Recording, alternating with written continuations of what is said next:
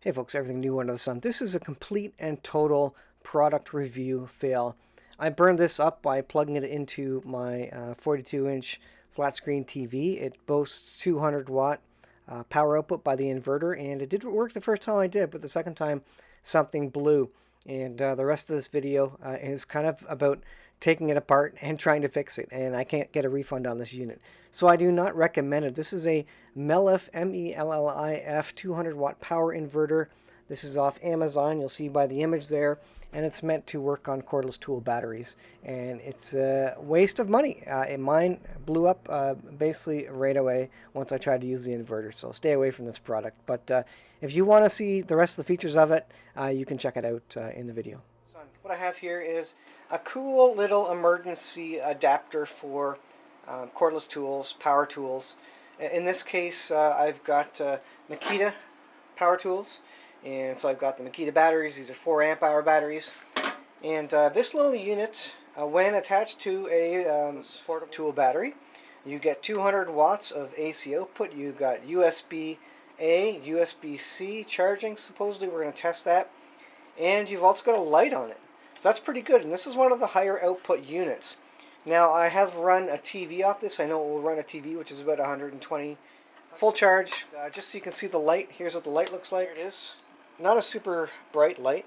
I think it was 100 lumens or something like that. I'll have to look at the specs. It wasn't huge, but in an emergency, I think that would work fine. Now, for this lamp, it has a wall wart, but it also has a plain USB. So let's just see if it works. So right off the bat, it does show charge. Turning the inverter on handles up to 200 watts. And again, we got the red light, and this lamp is charged. Got an iPad here. Let's go ahead and turn off the inverter. I'll plug in the USB cable. Indeed, it is charging. Mellif inverter powering a 42-inch TV. Well, I was just about to show you that this was going to run the TV, and I did have it running the TV before. But it's not working anymore, so now I have to figure out why. Well, here's a look at inside of this unit.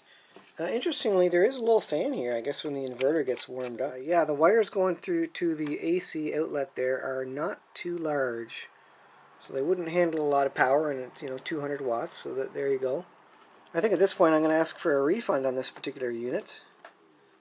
But yeah, it's an interesting build anyways, and I was hoping this would be a great emergency kit. I hope it's in focus. There is a little fuse in there, which I do see is blown, so I did blow a fuse on this. I guess it was when I initially plugged in the brick for the TV, it was just pulling a little bit too much voltage out of there, and it just pulled too much out of that fuse. So the wrap up here is that I did try and solder an inline fuse there, and I put a 10 on first. I blew that. I put a 25 amp one on, blew that. So there must be a short circuit there somewhere, which is just pulling too much. I'm not sure what it is or where it is.